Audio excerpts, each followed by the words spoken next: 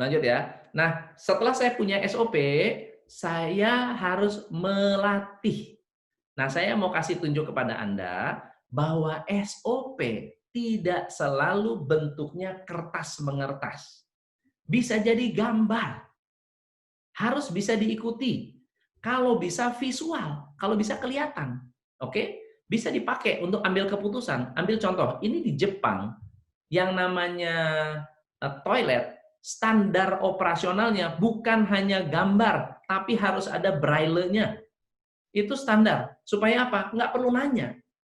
Kalau Anda punya SOP, Anda nggak bakal ditanya, Pak, genteng bocor nih Pak, kira-kira mau ngapain kita? Itu nggak perlu nanya. Kenapa? Baca aja SOP-nya. Ya, misalnya saya punya masalah, saya di airlines dulu. Nggak mungkin ketemu sama bos yang punya airlines-nya. Nggak mungkin tuh. Jadi kalau saya ada masalah, saya tidak bisa nanya siapa-siapa. Saya kemana? Saya nanya sama manualnya, sama SOP-nya. Buka SOP-nya, krek, krek, krek, krek, krek. Oh, kalau begini, ini jawabannya. Ya, so that's SOP. Harus mudah, harus bisa diikuti, dan diupdate. Oke? Nah, contoh SOP. Ini adalah SOP. Nggak perlu punya aturan main tertulis. Anda udah tahu yang namanya uh, chicks ke sana, Instinet ke sini. Itu namanya SOP. Betul ya? Itu sudah SOP. Tanda-tanda itu SOP. Visual. Gate 10, ini di Singapura kan, ya, airport signage. Ini visual. Itu SOP juga. Ini SOP juga. Kenapa di Singapura orang tidak rebutan naik kereta? Karena sudah ada SOP-nya. Ini SOP. Kalau Anda baca SOP ini jelas banget. Di mana yang keluar duluan, yang tidak ada pembatasnya. Betul ya? Yang keluar duluan yang ini. Yang lain tunggu di kiri kanan. Jadi nggak rebutan, nggak berantem. Kalau di Indonesia, ini kosong nih, nggak ada nih. This is SOP. Ini adalah SOP. Ini standar. Oke? Paham ya? Di Jepang, huruf Braille tuh. Tahu yang mana buat toilet, mana buat ini. Ini ada huruf Braille-nya. Oke? Kalau di dalam pekerjaan Anda barang-barangnya kelihatan nggak? Kalau ada yang hilang, Anda tahu nggak? Nah, ini namanya SOP. Ini termasuk standar operasional. Ya, ini juga SOP, cara mencuci tangan. Oke, lawan kuman dengan mencuci tanganmu. Step 1, basahi tangan. Step 2, kasih sabun. Step 3, gosok sampai berbusa. Step keempat, bilas 10 detik. Step kelima, tutup keran, dilap tuh, keringkan tangan. Nah, jangan lupa. Nah, pertanyaan saya, SOP Anda kayak gimana? Rumit nggak sih? Ya, kalau rumit, orang nggak ikutin. Kalau simple, orang akan ikutin. Oke? Peringatan yang seperti itu haruskah dibuat SOP peringatan yang seperti itu, apa yang harus dilakukan kalau SOP tidak diikuti karyawan? Kalau nggak diikutin karyawan kan simple sekali. Kenapa tidak mengikuti? Karena tidak di training atau karena SOP-nya tidak jelas. Dua hal itu. Jangan salahkan karyawannya dulu, jangan dulu dihukum. Kalau sudah di training, terbukti bisa melakukan, karena gini ya, contoh ya, simple. Saya membuat sebuah apa namanya skrip. Jadi ada 3 sampai 4 resepsionis. Ini kebetulan cabang ya. Ada beberapa cabang, ada 3-4 resepsionis. Ada satu cabang yang bagus banget penjualannya karena repeat ordernya bagus. Lalu kita duplikasi cara si resepsionis ini merekam. Kita rekam cara resepsionis ini melayani. 4 cabang lainnya, ada 5 cabang, 4 cabang lainnya itu beda-beda dengan yang satu ini. Lalu kita minta 4 cabang ngikutin satu-satu. Ya, kita training nomor 1 adalah greeting. Jadi begitu terima telepon harus menjawab, misalnya top coach Indonesia, selamat pagi. Dengan Coach Tom bisa dibantu. Nah, ini simple ya. Atau selamat pagi, top coach Indonesia dengan Tom bisa dibantu. Ya, simple ya, satu kalimat itu. Luar biasanya apa? 4 orang ini suruh ngikutin. Belepotan bisa salah-salah. Belepotan bisa salah-salah. Kenapa? Karena unconscious kompeten mereka sudah dengan, halo, iya, siapa itu? Kenapa? Iya, heeh, heeh, iya, oh. Enggak benar-benar tersistem, udah terbiasa begitu. Jadi kalau disuruh angkat selamat pagi dengan top coach Indonesia dengan Tom bisa dibantu, itu rasanya susahnya luar biasa.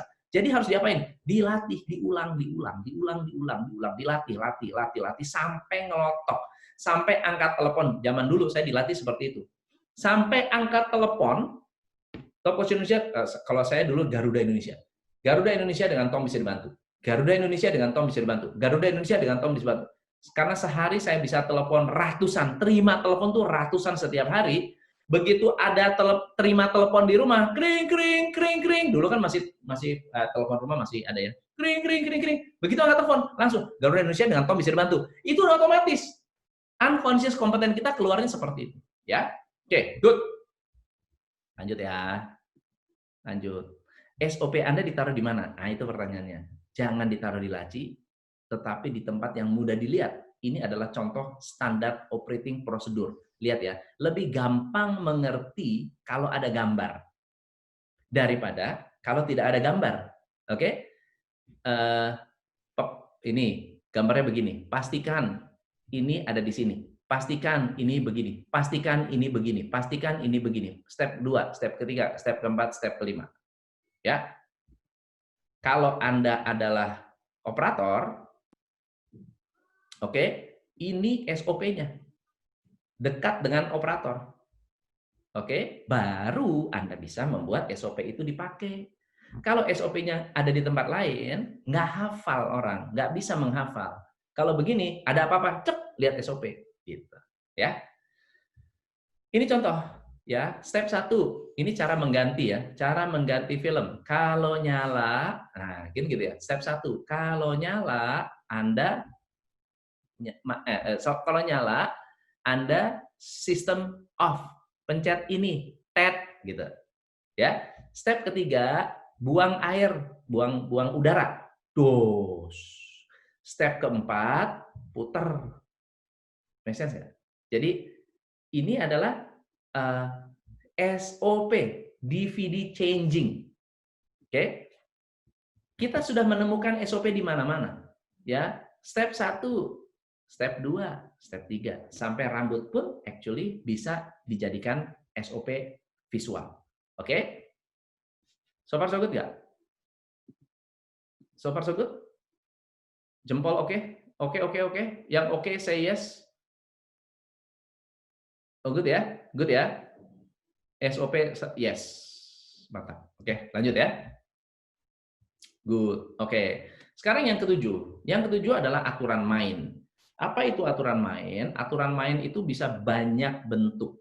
Bisa peraturan perusahaan, bisa memo, bisa do's and don'ts, bisa kesepakatan kerja bersama, bisa reward and punishment. Tapi kuncinya harus jelas dan disepakati. Ya. Contoh, ini aturan. Ini semacam, ini adalah aturan. Di kantor saya menerapkan sistem ini. Ya, Anda lihat ya, di sini ada flow proses kerja. Ini backlog, ini adalah yang dikerjakan minggu ini namanya progress, ini testing, ini dan ini salah satu perusahaan IT. Ya, backlog adalah kerjaan baru. Dan di sini ada kerjaan baru itu ada 4 jenis. Kalau kerja tugas apa, kalau bug gimana, kalau tes apa dan seterusnya. Ya, ini adalah tugas baru. Ini dikerjakan minggu ini. Jadi ada nama-nama orangnya, ada Steve, ada ini, ada ini, ada ini. Oke? Dia kalau udah kosong, dia tarik kerjaan, cit ke sini. Ngambil kerjaan. Kalau dia sudah kosong di sini, kita cek nih, Steve ngapain nih? Oh, dia lagi progres ini. Kerjaannya banyak dia. Dia ada testing, ada ini, oke? Lalu ini siapa ini? Oh Steve, ini Rich. Steve ngerjain apa aja? Rich ngerjain apa aja? Garrett ngerjain apa aja? gitu ya. Jadi kita bisa tahu siapa yang lagi kosong, siapa yang nggak kosong. Ini narik kerjaan. Kalau done ada di sini. Kalau udah kelar ada di sini, ya.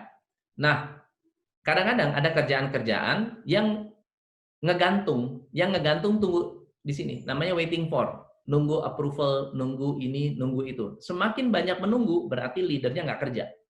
Kenapa? Karena harusnya yang mengambil keputusan adalah leadernya. Nah, ini namanya key performance indicator. Indikatornya apa? Performance-nya bagaimana? Hasil kerjanya mingguan gimana? Ini namanya Kanban board, ya. Ini contoh ya, sedang diperiksa, sudah selesai target atau pencapaian, key performance indicator. Ini contoh. Ini real di koperasi, ya. Potensi yang harus di-follow up siapa? Sedang dalam proses aplikasi kredit. Sudah realisasi. Waiting for kosong. Ya.